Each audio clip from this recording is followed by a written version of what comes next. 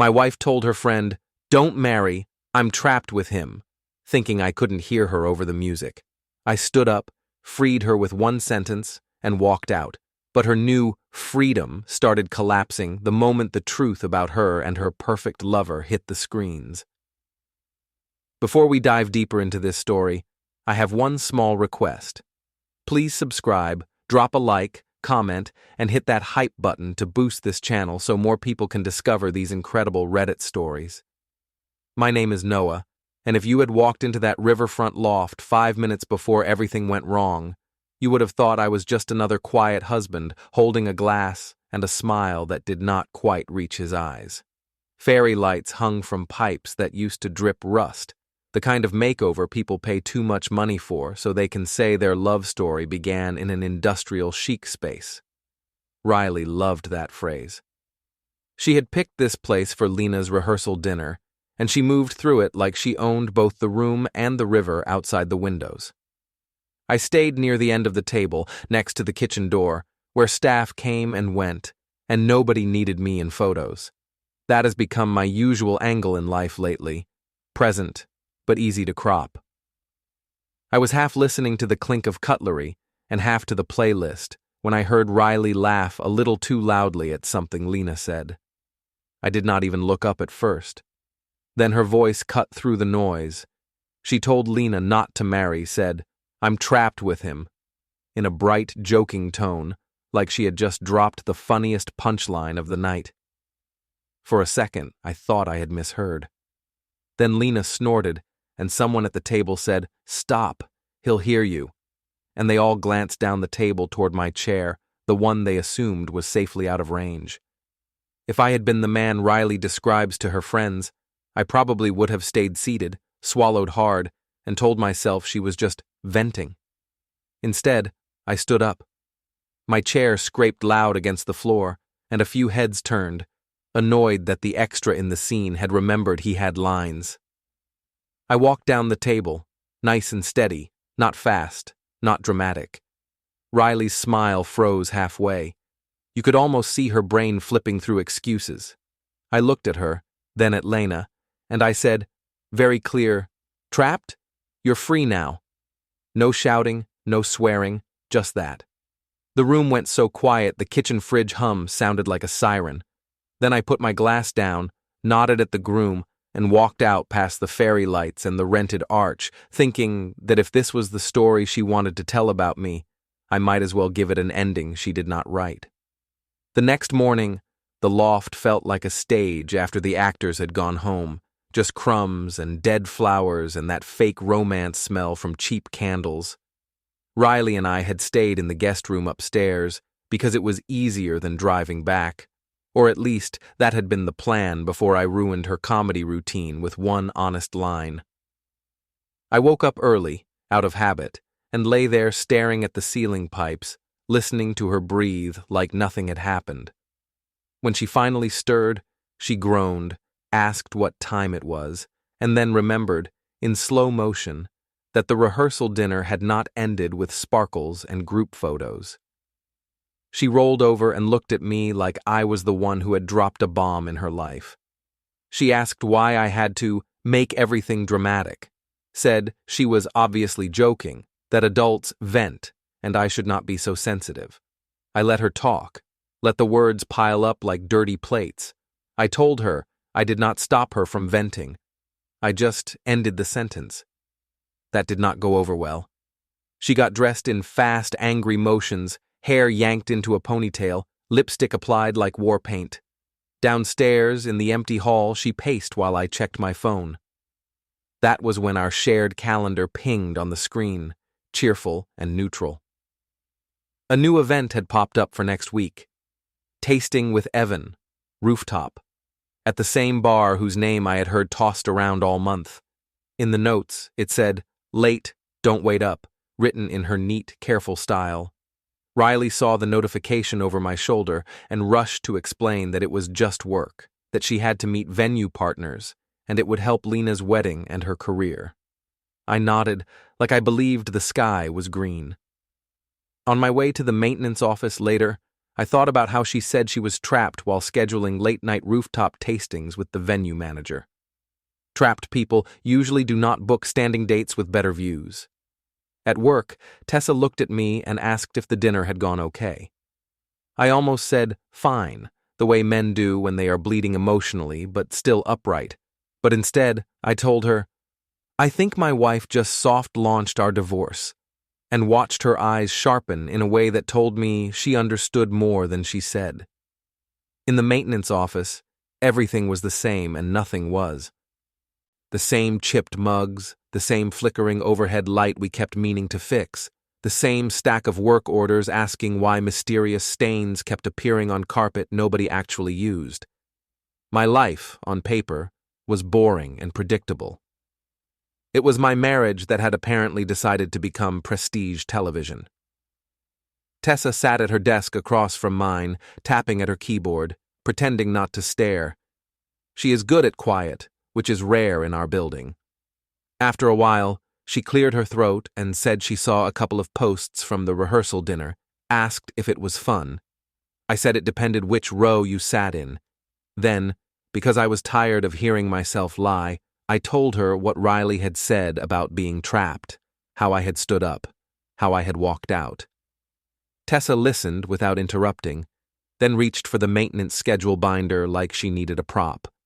She said she was not surprised I had heard something sooner or later because, in her words, they have been loud. I blinked. She explained that more than once, on late cleanup nights, she had seen Riley and Evan leaving the building together after meetings, laughing in that way that says the meeting was either very good or not about work at all. She had assumed I knew, because everyone else seemed to. That sentence sat between us for a moment, like a heavy box nobody wanted to open. I asked for details, trying to keep my voice normal. She mentioned specific evenings when she was locking up and saw them taking the staff elevator down together, Riley in dresses she never wore to anything I attended. I pulled up our shared calendar on the office screen. On those nights, Riley had written late client call or venue sprint. The times matched too neatly with the building's after-hours logs. I did not need to see them kissing in a stairwell to understand what the pattern spelled. I thanked Tessa for telling me, and she shrugged, saying she thought I already had the full picture. I told her I was just now realizing someone had been using my schedule as a paint-by-numbers guide for cheating. She winced. As I walked the corridors that afternoon checking pipes and doors, I caught glimpses of my reflection in safety glass and stainless steel. I looked like every other invisible guy who keeps buildings running while other people pose under the lights. The only difference now was that I had started to count those lights, and who stood under them with my wife when I was not there. By the time I got home that evening, the word trapped had started to feel like a bad joke someone had put on repeat. Riley was in the living room, hunched over her laptop, pretending to be shocked by the number of emails she had. She smiled when I came in, but it was the kind of smile people use on customers, not husbands. She asked how my day was. I said it was educational, which was true in all the wrong ways. While she talked about floral budgets and seating charts, my eyes drifted to the coffee table, where her phone lay face down. Every time it buzzed, her hand twitched like a guilty reflex. I asked, as casually as I could, how things were going with Evan and the rooftop tasting. She said it was strictly professional, then added a line about how some men get insecure when their wives have careers. I almost laughed, because from what I had seen, her career involved more low lighting than spreadsheets. I told her I would be working late a lot next week, more night checks along the riverfront. Her shoulders relaxed in a way she probably did not notice. That night, when she showered, I sat on the edge of the bed with our shared calendar open on my phone.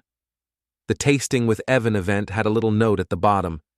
Maybe grab drinks after if vibe is good, written in her shorthand. Trapped, but apparently available for good vibes. I did not touch her phone, did not scroll her messages, did not cross that line. I did not have to. She had already written most of the confession right there in polite little boxes and reminders. 2 days later, on the evening of the tasting, I told her I had a long shift and probably would not be home before midnight. She kissed my cheek and told me to be safe, the way you tell a delivery driver you plan to forget about once the package arrives. I watched from our window as she got into a car wearing a dress I had never seen, the kind of dress people choose when they hope someone will look twice. After she left, I changed into dark clothes, grabbed my work badge, and headed downtown. If she felt trapped, fine. I was going to see exactly what freedom looked like from the outside, where the lights were harsh and the doors did not lock behind you. I parked 2 blocks from the rooftop in one of those side streets that always smell like stale beer and fryer oil, and walked the rest of the way like I belonged there. The building looked different at night. The old brick softened by strings of warm lights, the kind of place where people go to convince themselves their problems live on the ground floor. I flashed my work badge at the front desk and said I was checking on a reported leak near the stairwell. Technically, the leak was my marriage, but they did not need that in the log. The elevator doors opened onto the bar, and the first thing that hit me was the hum of conversation, laughter layered over a playlist that sounded like everything and nothing. I stayed near the entrance, half in the shadows, just another guy in a maintenance jacket who might be there to look at a pipe. Riley was impossible to miss. She stood near the railing with Evan, city lights behind them, dress catching every bit of glow. She threw her head back at something he said, hand on his arm, body angled in that way people use when they want to be seen as a pair without saying it out loud. I watched them in the long mirror behind the bar because somehow seeing them in reflection hurt less than staring straight on. Marco, the bartender, glanced at me and squinted like he was trying to place my face. I ordered a soda and told him I was just checking a report, and he shrugged, already pulling bottles for someone else's overpriced cocktail. At one point, Riley's eyes slid across the room and snagged on my shape in the glass. I saw a flicker in her expression, a glitch in the performance, and then she blinked it away, leaning closer to Evan as if the mirror had lied. Evan noticed her stiffen, followed her gaze, and his jaw tightened when he clocked me. He did not come over. He just moved his hand from her arm to the small of her back, like staking a claim. I took a slow sip of my drink and thought about how she always said she felt trapped. Yet here she was on a rooftop with better views, better lighting, and a man who treated her like a prize he had won on discount. In that moment, I realized I was not the cage in her story. I had just been the quiet room she practiced leaving. I parked a couple of blocks away and walked up like I was just another tired guy looking for a drink, not a husband checking if his life had quietly left the ground floor. The building glowed, all warm light and soft brick, the kind of place people use to pretend consequences do not climb stairs. I flashed my maintenance badge at the desk, said I was checking a report near the rooftop, and nobody asked what was leaking. The elevator opened into noise and glass and people holding their phones higher than their faces. I stayed near the entrance, half in shadow, jacket still on. Riley was right where I expected, at the railing with Evan, dress I had never seen, city lights behind them like a marketing campaign. She laughed, touched his arm, leaned in just enough to tell anyone watching that this was more than vendor relations. I watched them through the bar mirror because it felt less pathetic than staring straight at them. At one point she caught my reflection, froze for half a heartbeat, then turned her body even closer to him, as if the problem was her angle, not her choices. Evan followed her gaze, saw me, and tightened his grip on her back like he was closing a sale. I did not storm over or make a speech, which seemed to confuse them more than any scene I could have thrown. I finished my soda, left a tip big enough that Marco raised an eyebrow, and took the service stairs down instead of the elevator, because I needed concrete under my feet, not glass. Outside, the air felt colder than it should, river wind cutting through my jacket. I stood across from the entrance, leaning against a lamppost like any other guy killing time on his phone, and waited. About 40 minutes later, the rooftop door opened, and they came out together, laughing too hard for people who had supposedly just worked late. Evan's hand stayed fixed at the small of her back as they walked toward the parking deck. I snapped one photo, not of them kissing or touching, just their silhouettes passing under the lit brewery logo, time stamped in the corner. Then I put my phone away. When I got home later, long after they thought I had finished my imaginary leak check, the apartment was dark.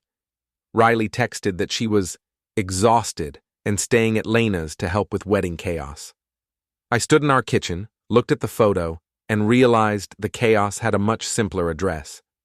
The next day at work, I treated myself to something wild and reckless, reading my own email. Sitting at my desk, I pulled up the building logs for the rooftop and the hotel deck next door just to see whether last night was a one-time bad dream or part of a series. Spoiler, it was a series. Same pattern, different dates. Late brewery deliveries, vendor tastings, Riley's calendar notes about "don't wait up," all lining up like they had rehearsed together. I took screenshots, saved them in a folder labeled tax stuff, because I knew she would never open that. When Tessa came in, she glanced at my screen, then at my face, and asked if I was okay in that careful tone people use around gas leaks. I told her I had confirmed what everyone else already guessed. She hesitated, then said something about Lena's house party tomorrow, how everyone important would be there, including Evan, if he had any shame left to manage. That was when the shape of an idea started to form. Not a grand master plan, just a simple thought. If Riley's story about being trapped had been so public, maybe the truth did not need to stay in the maintenance closet either. Lena's condo looked like a Pinterest board threw up. Fairy lights, grazing table, everyone dressed to be tagged later. Riley arrived on Evan's arm, not mine, wearing another new dress I had never seen at home, laughing like last night's lies had expired at sunrise. I was already there, standing by the TV with an HDMI cable and a polite smile, the universal uniform of tech helper. Lena asked if I could throw some old photos up for a toast. I said I had a few ready.